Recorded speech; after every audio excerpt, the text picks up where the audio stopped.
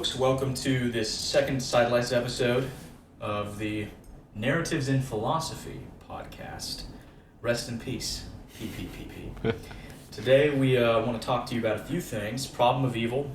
It's something we discussed in our last episode that only got touched on somewhat cursorily.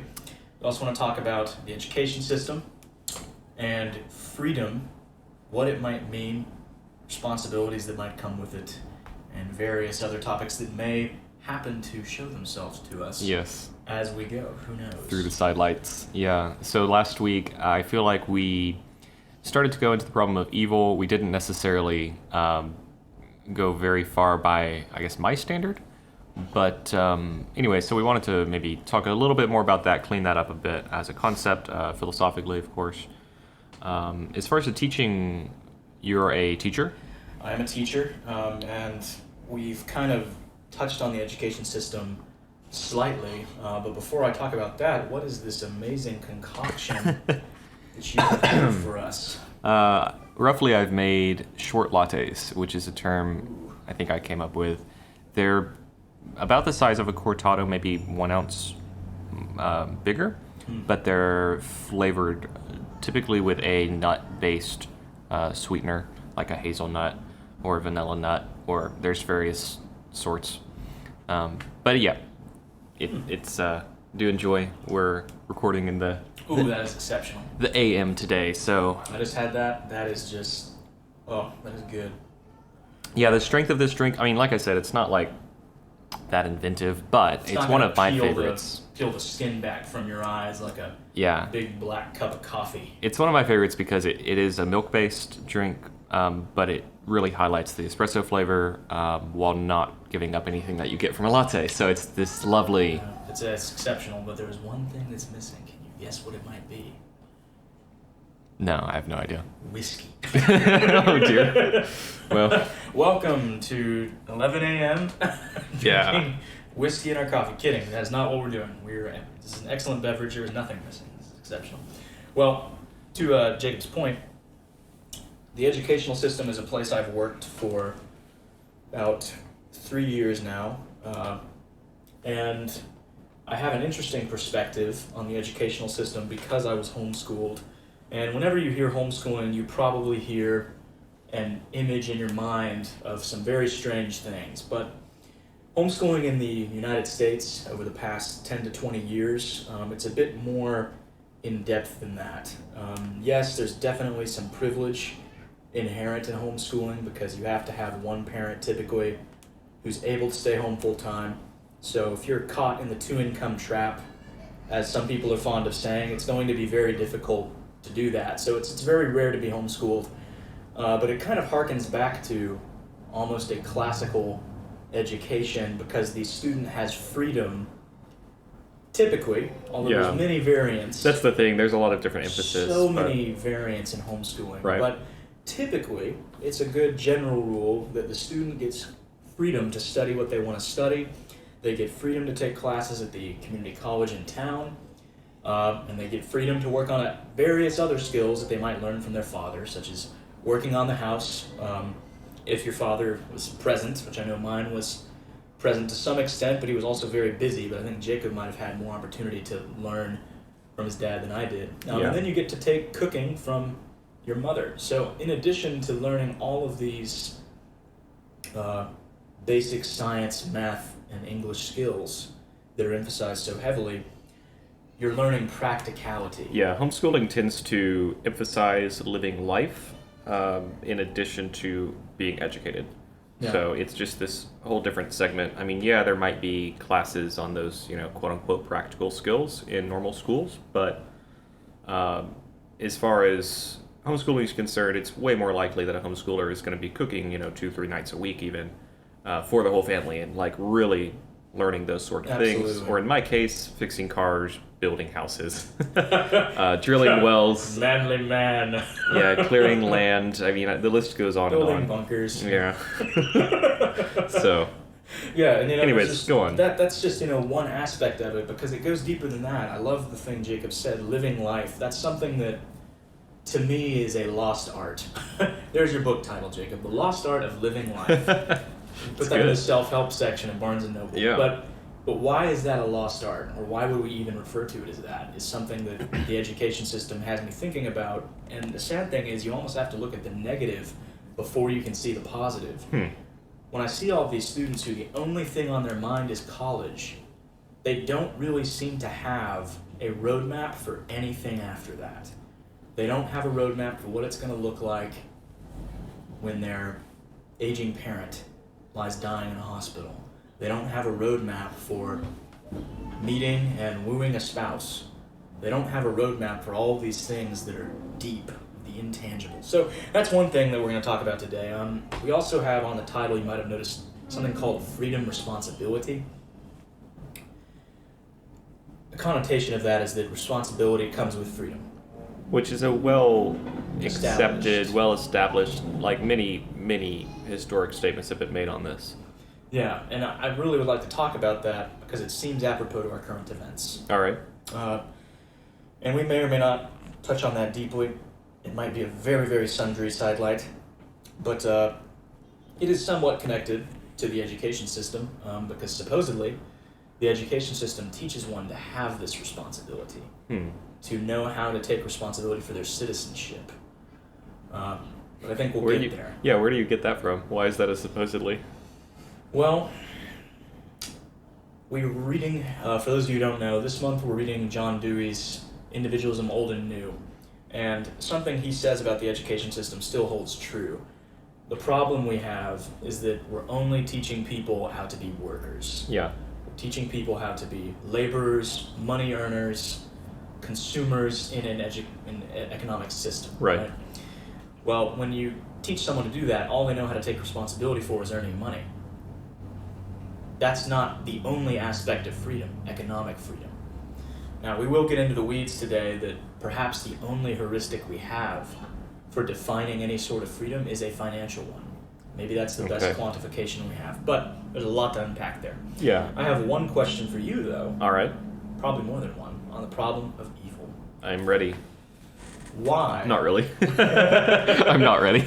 I am ready for the problem of evil. I am going to own it so hard. Yeah, go on. Why is it that evil is conceived of as a problem? And you might consider, in addition to that, in what sense does evil pose a problem to philosophers? Like, why do they look at that and say, oh, this is a really big problem that needs solving?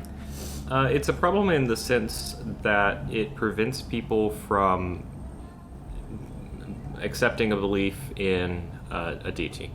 And so when we're talking about philosophy and metaphysics, we have to talk about those things which are beyond this world. And prime among those is the concept of deity. If you look at statistics globally throughout all of time for all of the civilizations that have believed in gods or God, it's staggering. Like it's in the 90 percentile. I think, in fact, it was the high 90s, if I recall correctly. It's only since the modern day that atheism has had any hold at all. And even in the modern day, at least in the postmodern day, it's a relatively light grip that postmodernism has, that atheism has. More have moved towards agnostics in our lifetime, especially. But anyways, so it's a problem because we have all these people who believe in God, and yet this supposedly omnibenevolent, all-powerful deity doesn't, he allows evil to go on. And what's going on there? So it seems like there's a contradiction between what we claim this God to be, what millions and billions of people claim this God to be, and what we observe in our reality. So, you mentioned the possibility of the problem of evil being solved. And I'm not necessarily asking if that's doable, but how difficult is it to achieve something like that? Yeah, so what you mean by solved is basically we conceive of God in a way that it is compatible with evil existing in this world. On the face of it, it's really not that tall of an order, because the problem of evil actually says there's no way for God to exist. So all we need to do is find one way for God to exist in allowing him, in where this evil exists as well. Interesting. So the problem of evil assumes that God doesn't exist. Is that baked into the problem itself? It kind of is. The people who promote the problem of evil historically have been those who have a hard time with believing in God. So, I mean, imagine this, right? You've had something terrible happen in your life. Someone very close to you has died unexpectedly, and you were raised a Christian. What's going on? It seems like what you've been taught of God being a good God, even a good father, if you're in the evangelical tradition, it seems like he's not doing that. And so you have to somehow rectify the evil that's happened with the beliefs in God. So, yes, as far as means of reconciling this, there's the middle knowledge method, which I've kind of talked about last week. This is the Plantinga approach. Alvin Plantinga wrote a book called God, Freedom, and Evil. God, Evil, and Freedom, I think it was. Yeah. And roughly in this, he sketched out extension of Augustine's free will theodicy, which is a solution to the problem of evil, and took it quite a bit further in order to kind of integrate a more Molinist approach, which is the middle knowledge that Molinists believe that God has a middle knowledge. And what that means is that he only knows all of the possibilities for the future perfectly. He doesn't know the reality of the future. Okay, so he knows an infinite number. I think it's infinite. It depends on your formulation. It might be a arbitrarily large, or it could be an infinite number of possible futures. Kind of depends on if you think tachyons exist or if we're in a... anyways, that's a side note. So It's interesting. Yes, it's very interesting because, anyways, this approach effectively says God cannot create a world with free people where sin doesn't exist. And so what this looks like is if he creates humans with free will, that true libertarian free will, we could say, means that evil is a possibility. And if it's a possibility, humans will, go down that possibility because it's human's choice. It's not God's choice at that point. Interesting. So do you see how that's I see how kind of that gets would that be solved, Yeah. absolutely. But perhaps I could play some hardball here with you. Okay. The person who poses the problem of evil might feel that he or she has still succeeded in that he's gotten one of the concessions that he needs: omni. Okay. Omnibenevolent, omniscient, Yeah. omnipotent, Yeah. omnipotency, all power. He's gotten there to be some Almost concessions in fragmented or weakened. Yeah, so Okay. now he can continue the discussion and say, okay, well, now this God is somewhat more like me and like you. Interesting. He doesn't have the power that he needs to be, that we've accepted in our definitional view of God. Okay. Therefore, why is he not just some higher being of an ancient Yeah. race? Yeah, Now yeah. it's easier to make those kind of So statements. I would immediately turn that around and say, would you rather have free will or not? Well, if the discussion's about God, I would say that it's quite simple that I don't feel a need to believe in God anymore, because now he's not omnipotent. I feel that part of his attributes have been weakened enough that I feel safer not believing in him. Weird. Because he is still omnipotent. He is still all of these things. It's just... so we need to talk about two things here. We need to talk about God in relation to time, Yeah. and we need to talk about one of my favorite topics, the condescension of God. I see. So these are the two other things that maybe we can get to this week in order to round out this problem of evil discussion. Condescension of God, and what was the other one? God in relation to time. God in relation to time. Yes. Yeah. These are two other large theological topics. This is what's so complicated about the problem of evil, it seems, is you can't discuss it unless you've defined your conception of God. Well, not even that, but your conception of an attribute. Yeah, here's the deal. Like, we're talking about a being, a person, who is literally outside of space and time by most conceptions that we have. And so it's so hard for us to conceive of that and his relationships to us in space and time, that, yeah, we have to go down these other roads, we have to go down these complexities in order to correctly conceive of this God. That's what theology is all about. Interesting. So, a bit of a side question here. How do you think the problem of evil, and this is just to kind of draw our circle ever wider for those who might not be as theologically, philosophically minded as us, how might the problem of evil affect the sciences? We've kind of laid out some theological and philosophical avenues here. I figured we could open some scientific doors as well. So how might this problem be a real thing to deal with in everyday experience in the sciences? Okay. Or is that even something we need to worry about? Yeah, I'm not immediately sure how to answer that. I suppose we have to reconcile evolutionary theory. That's one thing that comes to mind with God's existence as well. And effectively, evolutionary theory is a very messy, you could even say evil process. The survival of the fittest is something that often doesn't sit well with children because it seems like bullying and bullies win. And so we kind of have to sit back and say, well, is that really what happened? Is that the mechanism God used in order to put us here today? My belief is, kind of a straightforward no answer. If he is all powerful, then he could create us with age. He could create the whole universe in an aged form. And so this is a concession that says perhaps evolution on a macro scale could work, but God could also just make it happen because he does transcend time, because time is linked intrinsically with space. Interesting. Yeah, and there's the problem of looking back into the past and being able to draw out data points from the past anyway in relation to scientific theory, but I don't even deem to talk about that. But it does seem that when one looks at the sciences, natural selection seems to be a widely accepted fact. Survival of the fittest, a widely accepted fact, and I could see how that would pose a problem to an omnibenevolent, all-loving God. I like the example you used of a child.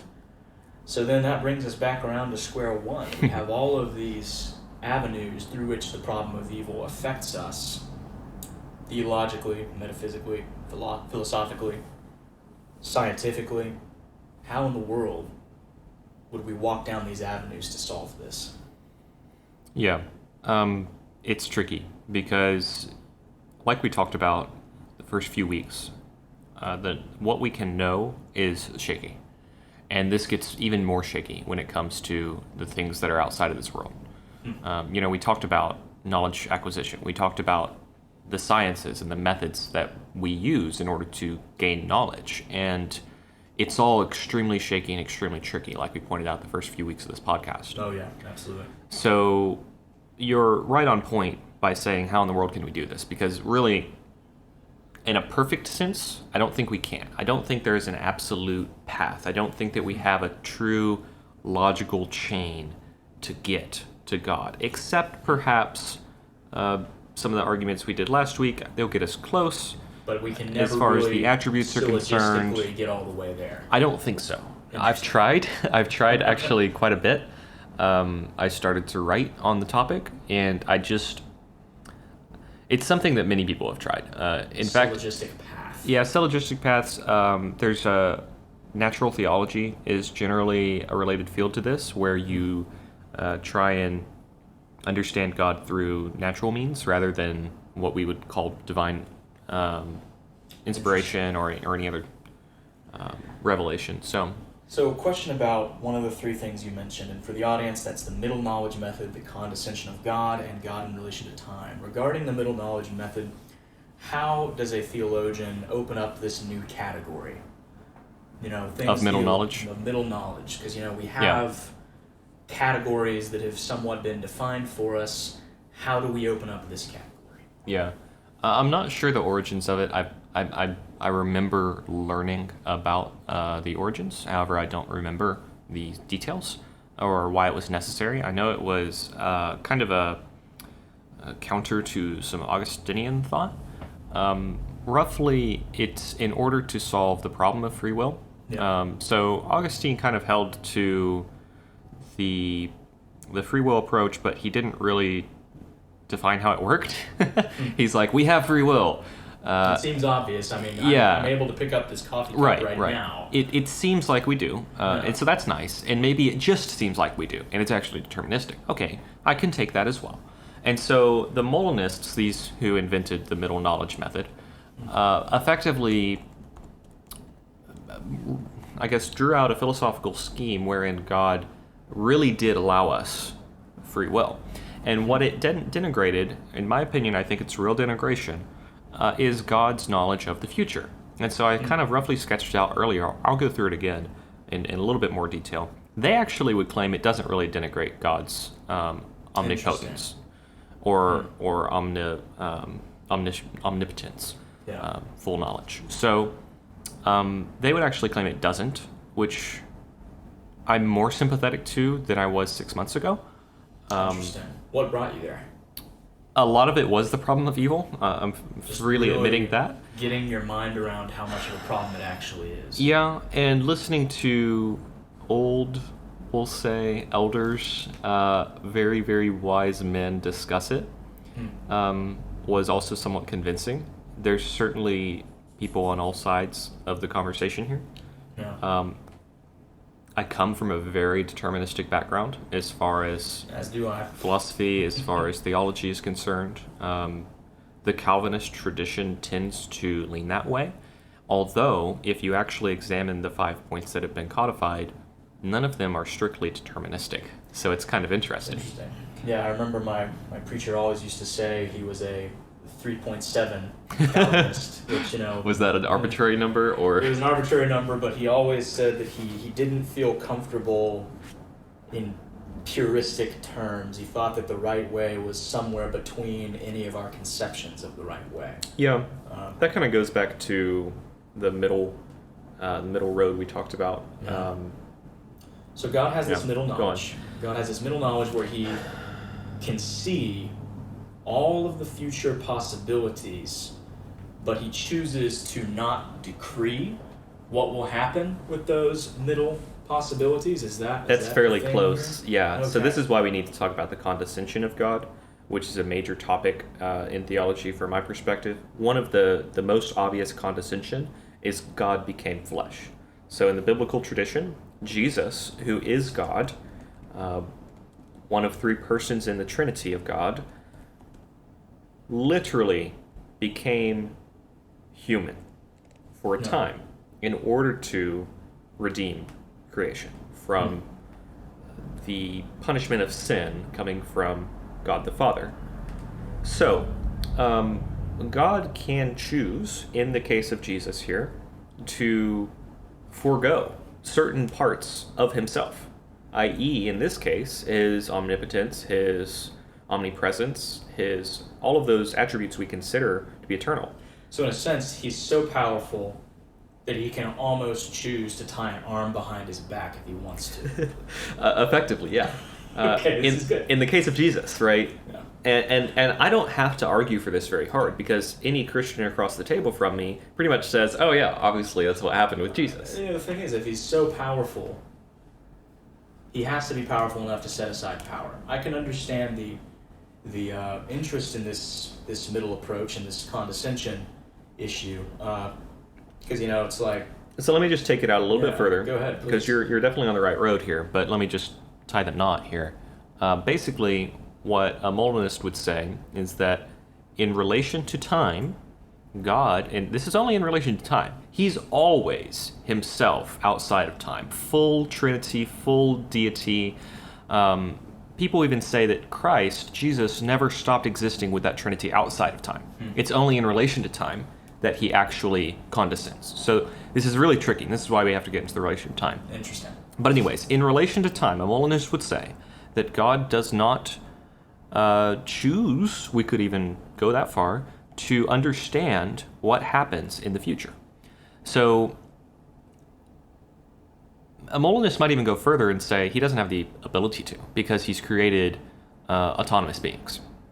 That's maybe That's a tricky side. That's where we get into the weeds a little bit. Yeah. Because then, in a weird way, it's like that narrow road. Yeah. You go down this knife point, and everything is good, but then, you're either falling off into you lose free will or you lose an omnipotent God. Right. You don't want to lose either one.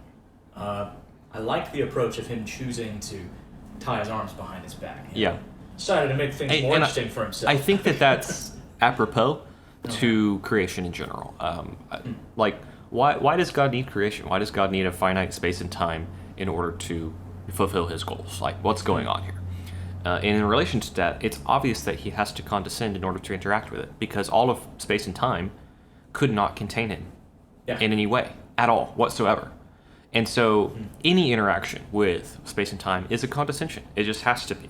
Yeah. It's like the difference between talking to myself in my head and conversing with myself and then choosing to condescend into a chair and take time to talk to somebody else, which is something that we can understand. There's a certain amount of boundness that we accept on ourselves to be seated and to be engaged in conversation and communal thought.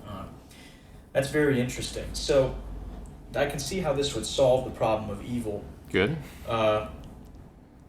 What might be some rebuttals to yourself?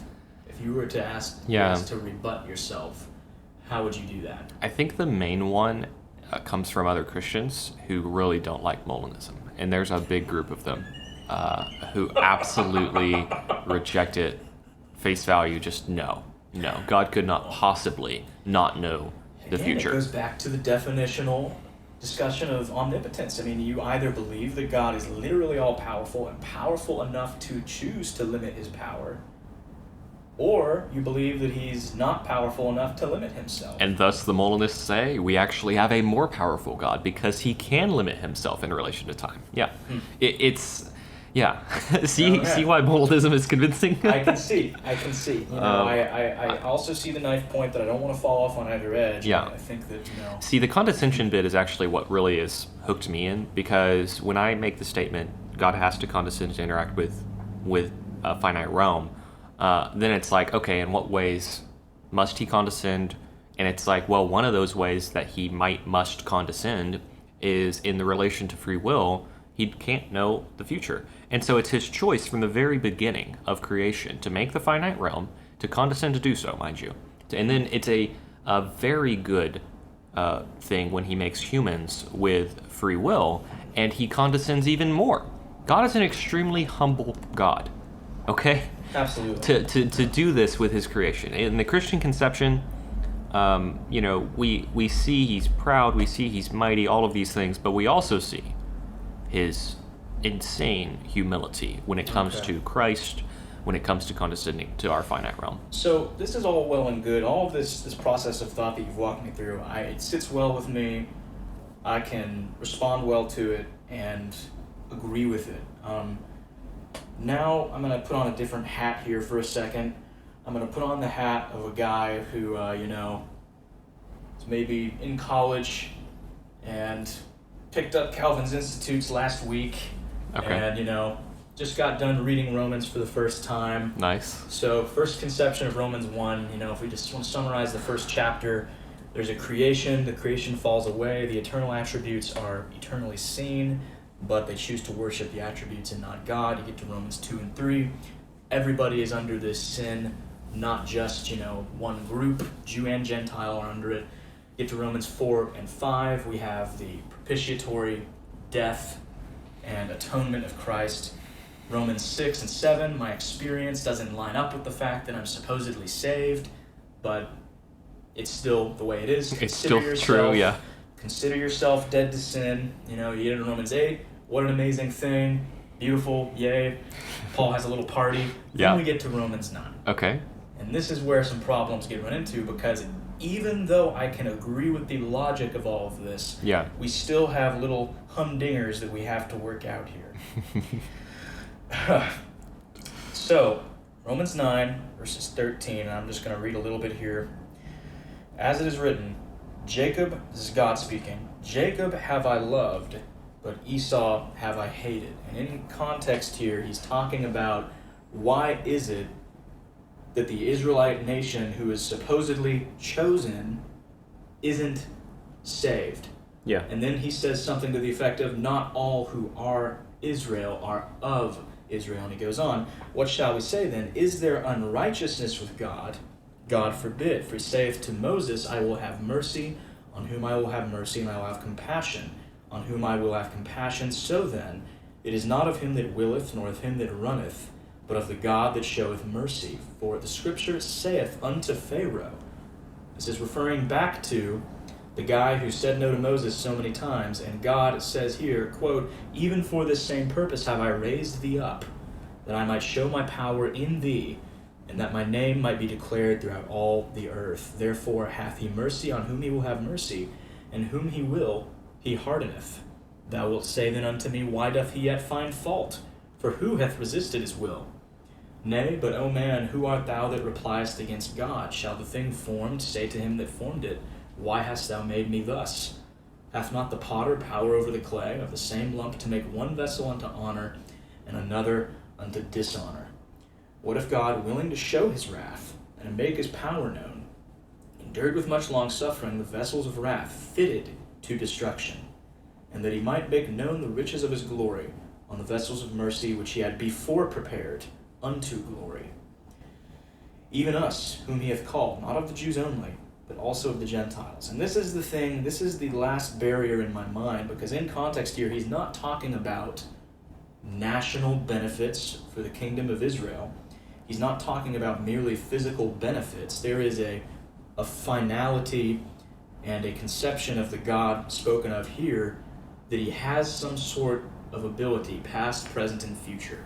And that, to me, I'm not saying Molinism needs to be thrown out. I am saying that perhaps the decree that he made covers a bit more than Molinists might be comfortable conceding. Could be. So how do we answer that? Yeah. And I'm facing this with just as much curiosity and desire to learn as you, because this is something that I do not have an answer for. Okay. My immediate thought is to reiterate that God, in the Molinist formulation, has absolute foreknowledge of every possible path forward. And because of that, God is God through all of these paths. Okay? He's no less God because there's multiple options. He's so transcendent of time that given the plethora of options, it doesn't faze him, it doesn't, it's not a problem for him to be God in all of these different options. Sure. So roughly, in our present moment, God is. In the future moments, God is, but there's just a whole bunch of options. It's almost like the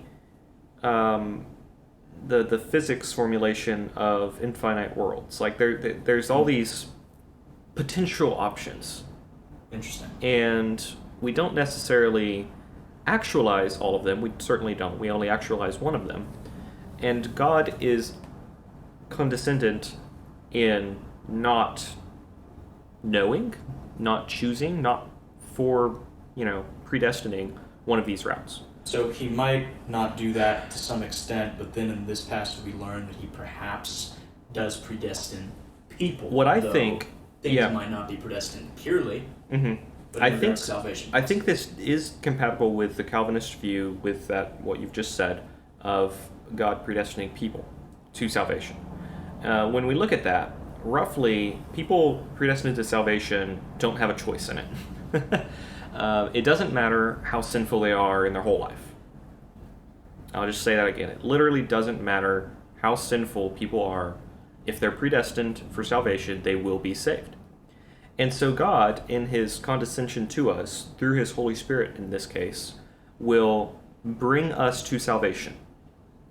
In our lifetime, he knows the routes by which that happens, and he ensures that that happens by his divine providence, by his divine will. Now, is this a deterministic method? In the Molinist formulation, still no. Somehow, all of the possible routes that you as a free-willed agent, you basically what we're saying here is you don't have free will when it comes to salvation. In everything else, you might have free will. Interesting. So that's the I guess the fracture I would have to give in the Molinist form in order to be compatible with this. So I guess and I don't know where real Molinists fall on this line. But we have in one category of predestination unto salvation, and almost by nature of the fact that that category is opened up, there has to be a second category opened up, predestined unto wrath. And when we say predestined, I think that Jacob and I would agree, for those of us who are not theologically minded, what we're analyzing here is that God, before time was even in existence, is able, purportedly, to decree what will happen in certain things before they happen. He doesn't just have foreknowledge. In this, it seems that he decrees that something will happen. Yeah.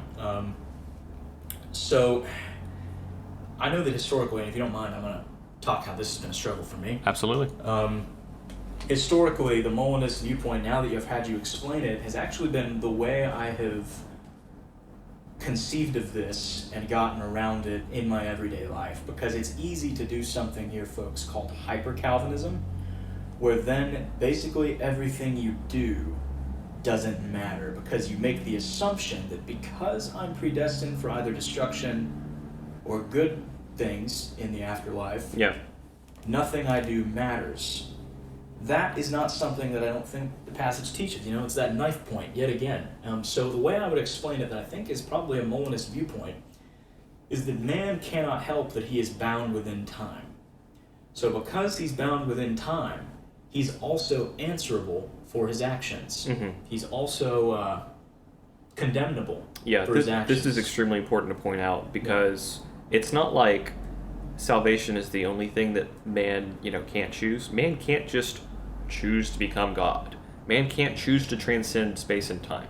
Yeah. There's many things that our free will does not give us access to. We're not saying that free will is omnipotence. So let's be very, very obvious when we say that. Yeah, we're not free agent in the sense that we can speak into existence a universe. Yeah. That's perfect. Our free agency is roughly, living here in space and time and having autonomy. Effectively, it allows, us to worship God, and it allows us to sin against God. And that takes form through living everyday life. And that's the thing. Then you have a way to say yes to both viewpoints when you view it that way. Is man free and condemnable for his actions? Yes, because when you say yes to that, you're speaking from the framework of time. Yeah. Is God all-powerful and decrees either way or the other?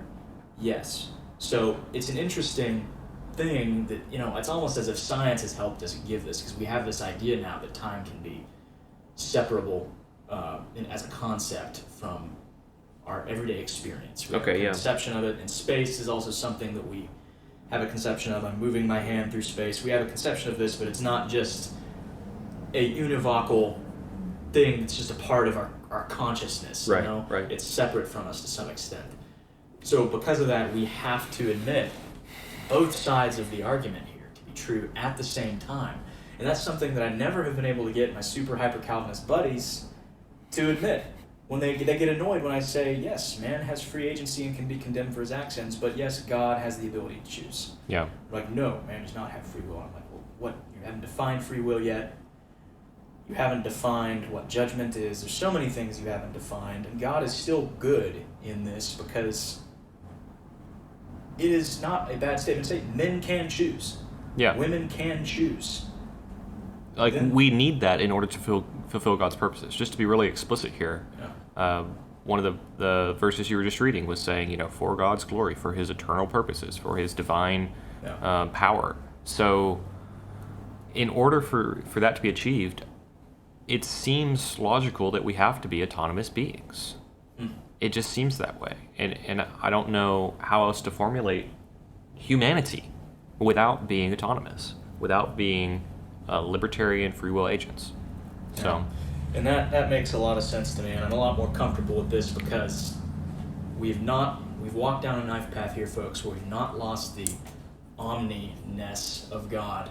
There are definitely still some things that an atheist agnostic type might hurl at this. I mean, the Nietzschean answer hasn't even been considered by us yet, folks. I was going to say, when you asked a question previously about, what problems might people have with this, I answered it from the other Christian point of view, which is probably the more near and dear side because we're both, we've both been there. But yes, there is the other side of this, what the secular people might hurl at this, what the Nietzschean philosophers may even counter with. You get to the end of Nietzsche's Thus Spoke Zarathustra, and one of the things that he presents as one of the nails in the coffin of him believing in this Germanic, fatalistic God, because he was a Lutheran seminarian, was this ability of God to be the puppet master of every person at one point. And he describes that as just this unbelievably evil thing. And I think that when we get to Nietzsche weeks from now, we're going to have some serious difficulties discussing that, because not only does he discuss that, he also gets us to call into question, why do we accept that God gets to say what is good? Right. Why do we accept that good and evil need to be these pure moralistic categories? Why can't it be I think the ontological argument kind of defines that, because, God is intrinsically the greatest good. But anyways, move on. Yeah, then, there's the possibility there that genealogically, morals had a evolutionary genealogy, just like everything else. But those will be things worth talking about later on. To do a seamless pivot to the education system. The first question I would have is, do you think that students in our schools, one, are taught to have discussions like this? And two, do you think they want to have discussions like this? That's good. No and yes. to be brief, although this is long form, so laconic. Roughly speaking, when you're in the education system, and we've all taken, obviously we're college educated, we've all taken classes in that classroom setting. You are getting a knowledge upload. You are not necessarily taught to interact even. And that's just the first part of the things that we're doing, the first part of thinking like we've been thinking. So without interaction, there's not even a shot. Now, there's teamwork, there's groups, there's question and answer time, all of that. All of those things, in the college system at least, are revolving around this knowledge upload concept. They're not even revolving around a research concept at the undergraduate level. Yeah, and the closest thing I ever got to a satisfying educational experience was my freshman year. There was something called an inquiry seminar. Now, from what people know about our book club, that's something we've tried to continue doing in as puristic of a way as possible. But basically, we were going over science writing. Okay. And we would sit in these circles in the classroom, all these freshmen, who were hungover from the night before. Yeah. And we'd pull out this book on science writing, and the professor would ask these questions. Deafening silence would greet her. Oh, no. Is that really? Yes. What was the point of this class then? Well, we were graded on discussion, but the problem was I almost feel is people didn't know how to do that. Yeah. Even if they made it their senior year to the most AP of the AP classes, or if they took dual-credit courses, that was probably for such a short amount of time that they barely dipped their toe in the water of this kind of learning All of that sort of stuff is just revolving around the knowledge upload scheme as well. So it's just, I don't think it's... But it was trying to become Socratic. Yeah. It was trying to become classical. I mean, it sounds like that class was basically an introduction to, be more like that. And maybe to answer your question a little bit more directly of how we can get there, although, anyways, I'll ask, how can we get there?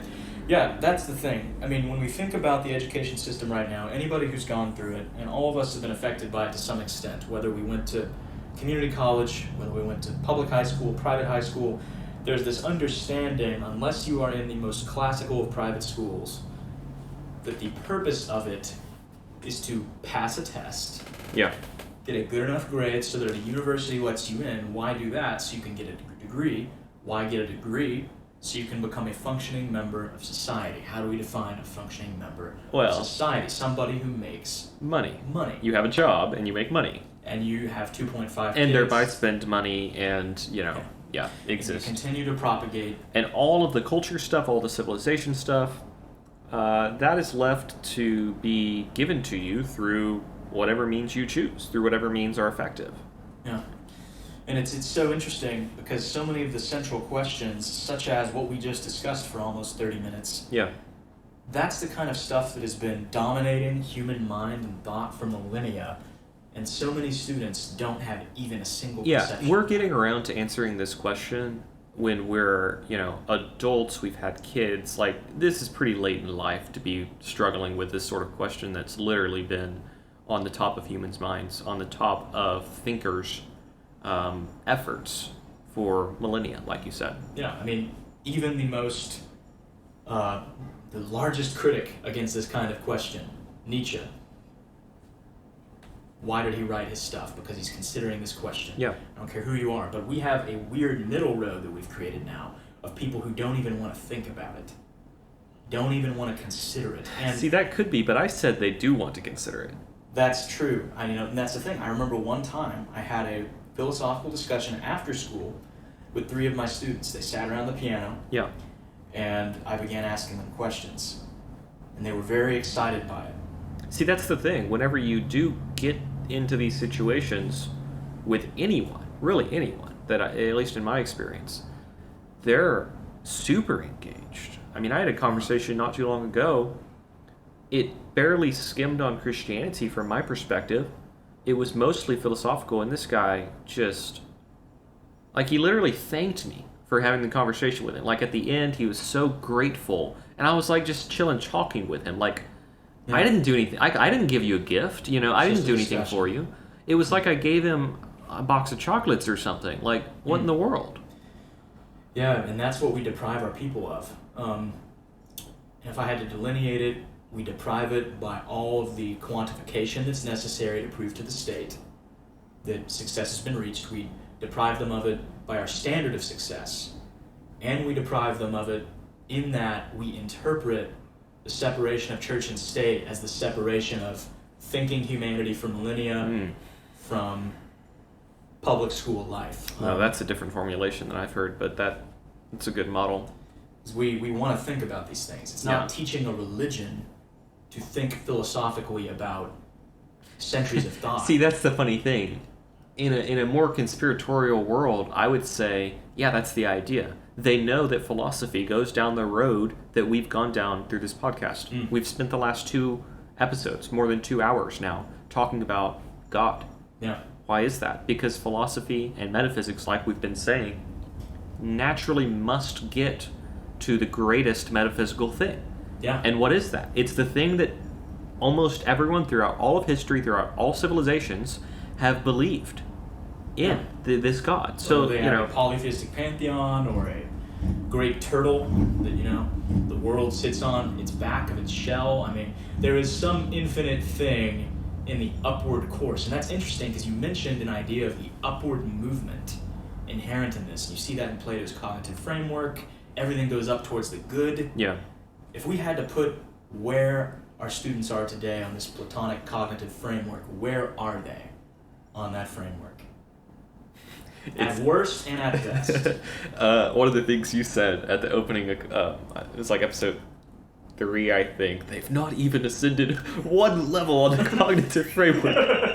I had to include that in the podcast. It was actually pre-recorded, before we started. But anyways, it was so funny that you were passionately saying that. I feel like that's the answer. I could just insert that quote here. Because at the bottom of it, guys, is images. And what are images? What we're discussing here is the cave allegory. Yeah. In Plato's story, all of us start out in this cave, and we can go out to the light of the sun and begin to consider these things, or we can sit and look at these beautiful shadows. Some of the beautiful shadows, what might those be? I mean, I don't know. Some would say the institution of marriage is a shadow. Some would say the institution of a job. And what other shadows might there be? Another parallel here, and this might even be based off of the cave allegory is the Matrix, where it's red pill, blue pill. Which would you rather? Not to bring along all the political, I guess, tropes that come along with that, but it's another more modern example of what we're talking about here. Absolutely. Basically, we live in a world where it's culturally acceptable to go on without talking about this stuff, without thinking of anything beyond the here and now. The only reason why people still think beyond the here and now, in my opinion, is the anthropological argument sort of reason, where we tend to think of God, where we have this sort of consciousness in us, this conscience as well, and they bring us towards considering infinite things. Absolutely. So, and you even think of Heidegger, Heidegger's conception of being and time. And there's this thrownness that we all experience in the middle of time, and you can't get around that. And he's not even coming at it from a religious viewpoint, but at the very least, there has to be something in our education system to get people to think about their own being. Yeah, think, their own Sein. There should be. Well, I guess in their case, their Dasein is the German word. Their there-ness. Yeah. Why is there a there-ness and not an over-there-ness? Right. And this is ridiculous. Some people are probably laughing right now. But guys, I'm sorry. German philosophy, it's ridiculous. But think about it. Why is there something and not nothing? Yeah. Well, that's what we've been talking about the last 2 episodes. Yeah. So that brings us to some of our issues here. Problem stated, quote, as the absence of any ability in the system to teach kids about higher ideals. If they get lucky and have a good teacher, they can learn those things, but even then it is difficult because that teacher will be so focused on getting the good test grades and thereby retaining his or her job. I think to take the difficulty a bit further, you're going to have a hard time bringing that outside of that class. That teacher's not going to go along with you through all of life and mentor you. Yeah. And that might be necessary in the world that we're living in order to maintain that sort of critical thinking even. Absolutely. Because the culture is so opposed to it, like we've been pointing out. Like, you are perfectly okay to go on through all of life without considering this stuff. Nobody thinks twice about it. And I hate to memify it, but it's interesting the generational difference here between boomers and millennials. When you look at millennials, they listen to people like Sam Harris. These very intellectual thinking through of things. Yeah. They want to really analyze things. They listen to people like Jordan Peterson. I'm not going to go all the way into some of the other pundits that people might listen to, but think about what our parents and their parents listened to. How did they conceive of their conception of reality? You got Rush Limbaugh. I mean, pwning the libtards. I mean, this is the kind of stuff that is important, and the conception of what is important is so different that it's almost comical. Yeah. To be fair, there certainly were public philosophers in their day, like we have in today's day. Oh, really? Alan Watts comes to mind. Of course, he's more influenced from an Eastern tradition, but he certainly struggled with all of these questions from a philosophical standpoint. And he was very popular on radio. I know he had some TV sort of recordings that were influential. In the modern day, actually, we still have his voice inserted in, with backing music, and there's a whole wide range, not a wide range, but there's, we'll say, several albums worth of his recordings, of artistry that has, moved his work into the modern day. So there certainly were people back then. So I wouldn't bring it to the generational argument too far. Generational argument probably isn't something I want to go down, but you did mention earlier this idea of classical education, and a teacher being with a student long term, having a ability to teach them about many different things. Yeah. In the olden days, this was something that only the wealthy could acquire. A tutor or a mentor. Yeah. So classical education might be seen as a potentially better model in that it focuses on an outward gaze on the earth, captivated by its beauty, instead of merely focusing on the things needed to achieve a good test score, thereby leading to monetary gain in the long run. And I know we've been very unkind to the education system here. So I'm going to try to come up with some other things for us to discuss, because there might be some wisdom in the way that it is conceived of presently. I have to admit that. Well, I think the way that it's conceived of presently serves the purpose of maintaining the state. Yeah. Roughly, when you have anything that's state-funded, it serves the purpose of the state as a whole. It doesn't serve the purpose of the individual. Interesting. So, if we were, let's just conceive of this. Let's say no schools were tax-funded. They were all private. Because right now, it's basically, the payment for schools is, distributed across property owners, homeowners. At least in our state it is. I don't know how it is other places. So, in a different model, we would just reshuffle that to be everyone who uses the school systems pays for it. What would the school look like then? Well, it would be whatever the people paid for it want it to look like. Who's paying for it? The parents of the kids, in this case. So, if you actually had that different stakeholder involved here, right? In the current model, the stakeholder is the state, the school boards, all of that. That term stakeholder is actually a very important term in education. Even though it's tax-funded, yeah. Because that's what people in the education system claim. Like our principals talk about this all the time. Who are our stakeholders? Well, the community, the parents, the students. But the reality is almost what you just described. The real stakeholder is the state who receives the tax funds and gets to applicate them. Right. Specific. And in a practical sense, this works through the standardized testing that's required. Yeah. Because you have to have people pass those standardized tests in order to maintain your funding as a school. That's just how that works. So, in order to do that, you have to teach the tests. And it's just perpetuated more and more and more the further we've gone towards that model with, core curriculum and all of it. So State Board of Education and all of that. Okay, well, that completely threw out what I was going to bring up because, well, maybe it doesn't. I'll just go ahead and read it. Is there any other heuristic for gauging success in the educational system besides career success? Could there be any other heuristic that the state could bring down? I'm not going to go to a perfect world and say all the schools are private or everyone is beautifully educated by a personal tutor at home. Right. In a world where we have to mitigate for all of the negative things. So from a state's perspective, I don't think there's any incentive to change. Unless you were extremely forward-looking and, had a focused vision of the future, I don't think there's any reason to change. Because, like we've been talking about, we're trying to make citizens who have jobs who pay taxes. Yeah. And perpetuate the system. That's the goal. So, in order to, the minimum requirements, in order to do that, the minimum effort, the minimum amount of money spent in order to do that is something like standardized testing with the current system. I really think it's, like you said, it has its merit. It's there for a reason. It's not just this arbitrarily silly or bad thing. It's there because it perpetuates, because it helps continue the state on. So, interesting. If we did have an extremely forward-looking state, I think there could be something different. I'm not necessarily educated enough to outline that in these fields, but at a very, very minimum, like Dewey, like you mentioned, Dewey talking about, we've been talking about, we would like critical thinking as a core skill. We would like healthy communication as a core skill. That's one thing I've been considering, given the current times. You can't talk with anyone right now about anything serious. They just rage or blow up or shut down or run away. You don't have constructive conversation going on. True that. And the educational system doesn't teach it.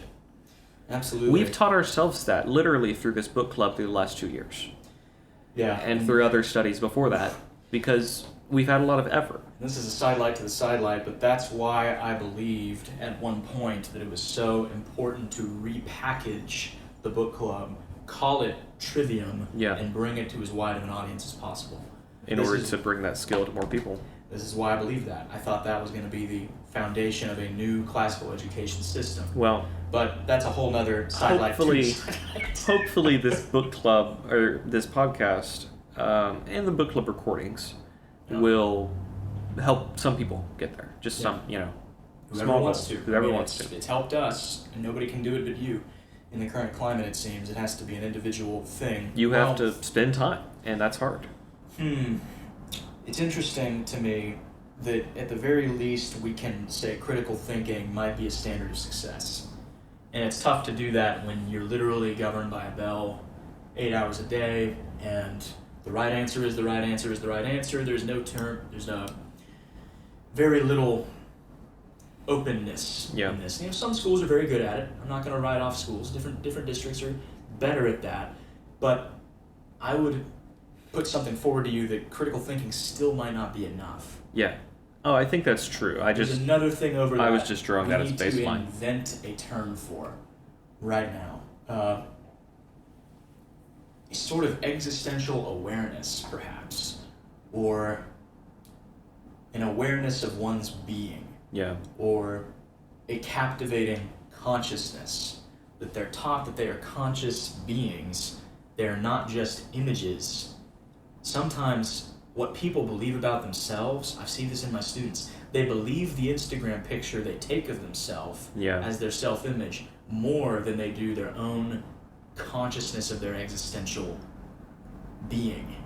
And that was a very tough sentence, but what I'm trying to get at here is I'm following. Yeah.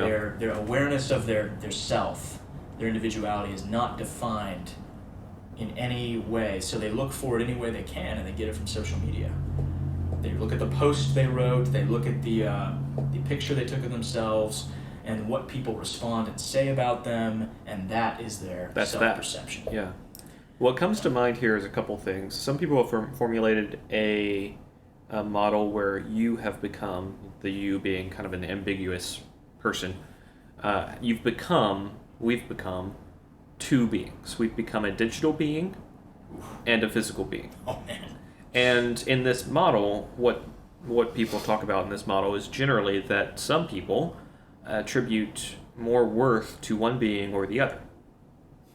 And increasingly, the two beings become different beings. They're not unified. Oh, man. And so you can see the cacophony of problems that come from this. Number one, you might not care about your physical self. Oof. Like, that's not going to work. That's a big oof. Number two is you might have a sort of existential crisis when you realize that your digital being is not you. Yeah. Like, not really. So that model might be helpful towards what you're talking about. Another thing that comes to mind is history education and, we'll say, civics education. Yeah. I was thinking of the Constitution when you were talking about we need to have people thinking about who they are. Because in this Constitution, we actually have claims of what people are in the form of God-given rights. Broadly, yeah. Yeah, and I think if everyone believed those God-given rights, they would have a real important sense of self because you would acknowledge those rights. Mm-hmm. And thereby, you couldn't help but acknowledge yourself. Yeah. You have meaning and importance when you have those rights. There's so much to unpack there too. I mean, how does the preamble go? We believe that all men are created equal, and yes, there is certain historical criticisms you can make of this document. Okay, that's fine. The way we backwards analyze it needs to be the way we accept it. All men, all women, all people are created equal. So right away, I'm not even going to talk about the theological problems that come up. It's almost like a theological document at that point. Created, okay? We won't discuss that. Yeah. We won't discuss that, but let's just discuss the equal idea. Sure. Equal in what sense? Right. These are never questions. In existential worth, like that's, it's crazy. Like, this is what I'm saying. If we really consider these things, you realize, wait, I am an autonomous human being who has worth. Intrinsically. Existentially. Like, absolutely. So... And that's not something that we ever get our students I don't think the Constitution's taught in school, and if it is, it's such a surfacey level that nobody asks the question that you just asked. In what sense? And that's such a basic question. It's from the first line, and it's a begging the question sort of line. Oh, yeah. It does beg Is the that question. ever asked? Like, all that we really hear from it is the historical answer, which is that whether you are black, white, whatever your sexual orientation is, and I agree with all of that. Yes, everybody's equal, but... In what sense are they equal, That's a good question. What does that give you, What do you get from that? Right. And why does that matter? So that kind of existential awareness of one's infinitude, of one's utter continuation into the great unknown. You know, some people are comfortable believing that they will just cease to exist, but something in that first line, there's a whisper of the infinite. It's because they're God-given that the infinite is so important. And whether you want to believe in God or not, you don't have a good basis for creating and accepting these rights unless you do believe in God. I've never heard of an atheist giving a justification for the rights in the Constitution. Yeah. Have you? Like, is there a reasoning for that? If there is, it might be easy to take apart. Exactly. It's shaky. It's evolutionary. It's temporal. It's going to fade with time. It's Nietzschean, you know? It's based upon who the best bully is, who the aristocracy is, who the ruling class is. And then how can we claim that all people are equal unless we're just trying to control people by convincing them so? Like, the atheistic view here is pretty rough because it's based in that biggest bully evolutionary thing that we were talking about. Equally not exceptional might be the only thing we can go off of at that time. I heard somebody say with great emotion the other day, in this land, everyone will be the same. And I said, is that what you think equality means? Be the same? Everyone will be the same and have the same things? What? Yeah, so there's this failure of the school system to define equality in a way that actually makes sense. You know, we don't want everybody to have the same thing necessarily. I mean, there are basic things we want everybody to have: food, shelter, the stuff on Maslow's hierarchy. You know, freedom, that's a good thing. Yeah, Maslow's hierarchy gives some good things that we want people to have, but some people work harder than others and end up being more exceptional.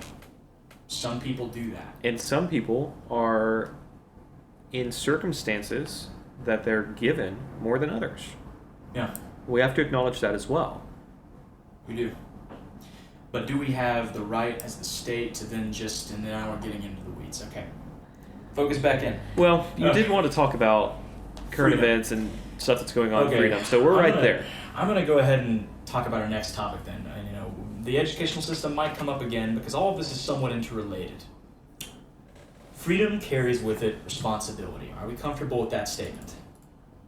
I certainly am, but if you can, feel free to elaborate, because a lot of people, like we've been talking about, might not have the problem that I see here is that having the freedom to decide whether you want to do something dangerous, having the freedom to decide whether you want to live on the frontiers of existence.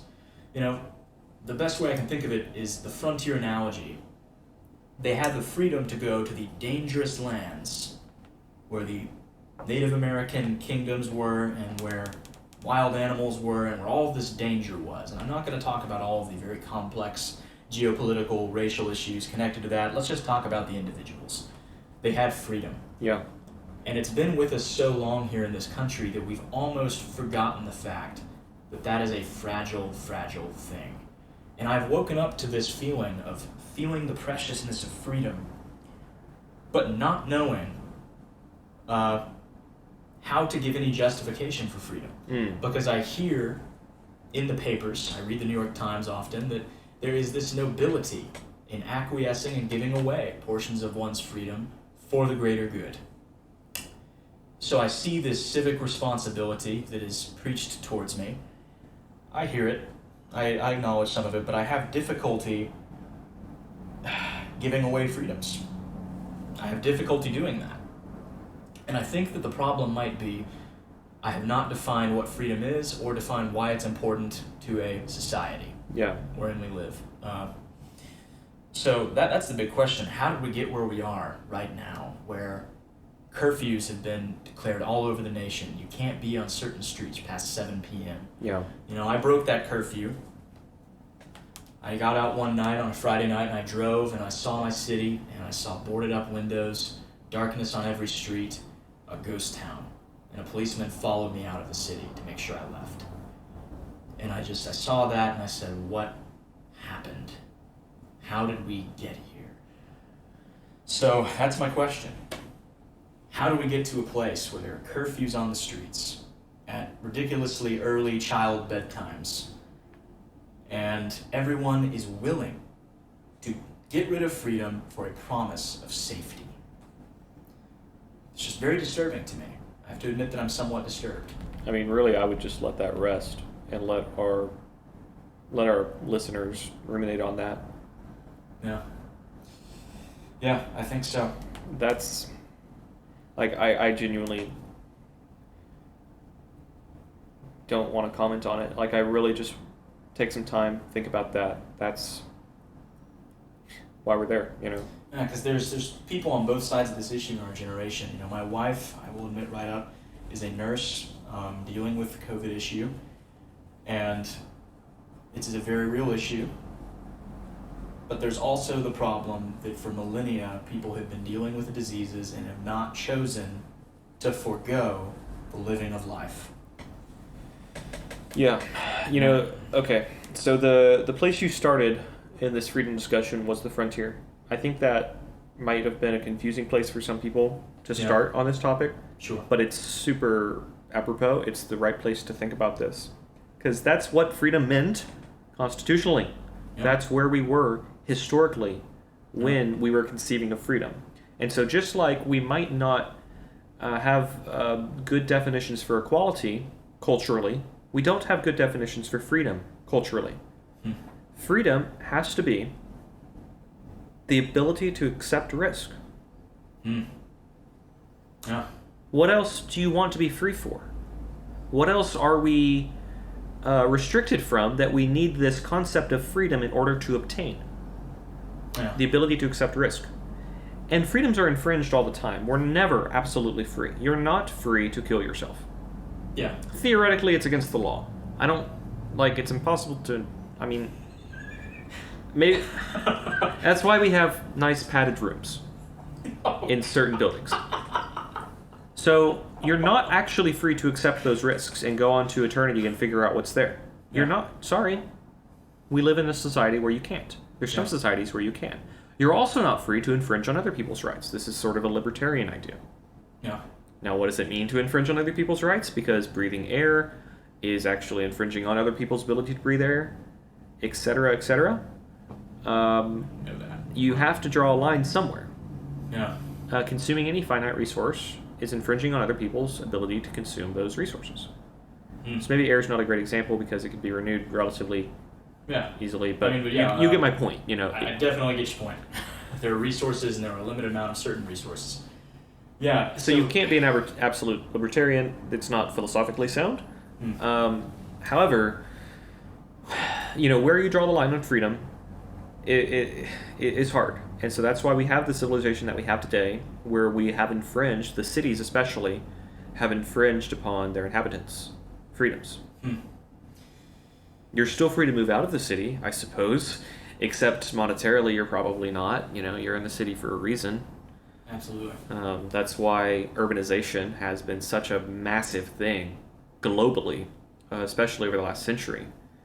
Yeah. You can just go and research those statistics. It's startling to see how many people are now in urban centers as compared to what it used to be.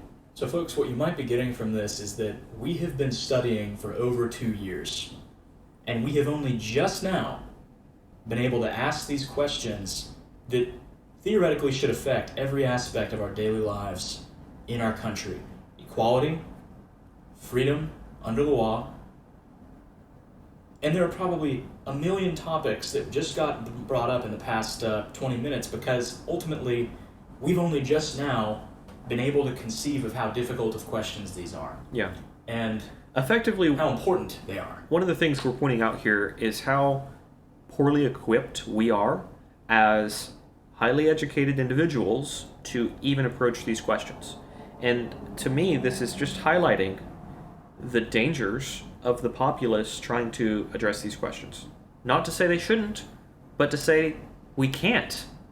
You and I can't. Yeah. And the people spouting all sorts of things about it, certainly, at least from the people I've seen, have no right, have no basis for believing that they actually have the right answers. I remember I'll say that. They have every right to try. For years in my right-wing world, I was able to get, everybody's free, everybody's equal, America. What does that even mean? I had no idea back then, and in my pride, I thought I knew what it meant. Yeah. And now, we're just now opening Pandora's box in what should be the foundation of our society. Even that is difficult. Think it'd be the simplest thing, the easiest thing to understand, but these things are difficult. So, I want to maybe encourage our listeners, we're not going to go down a political road in the following weeks. We are going to be philosophical in the following weeks. It's not to say we won't comment on current-ish events by the time these get published. But that is to say, this is the Narratives in Philosophy podcast, and we will be building narratives through the history of philosophy. What narratives are most useful? Probably the ones that happen in your present-day life. So join us in these discussions. Join us in these conversations. There's ways to contact us to share your opinions on the site. There's ways for you to get involved in the book club if you want to get involved. We are in cyberspace. PositivePerspectives.net is the main website. You can always reach us, just mail at PositivePerspectives.net if you'd like to email. Yeah. Certainly you can leave comments on any of the posts we have there. Certainly we would appreciate reviews, ratings, feedback, not just arbitrarily good ratings, but feedback on anywhere our podcasts are published. That will be personally reviewed by us. Next week, metaphysics, I believe. Yeah, next week, the Platonic metaphysics, perhaps also some Aristotelian thought in there. A little bit of Duns Scotus, if our listeners know who that is. The univocity of being. Such great words to define. Yeah. But thank you for joining us this week on the Positive... I almost did it. I did Thank too. you for joining us this week on the Narratives in Philosophy podcast. This has been your hosts, Jacob and Brandon, asking questions about being itself. And we hope that you will join us in asking these questions and getting to a heightened awareness of your humanity. Signing off.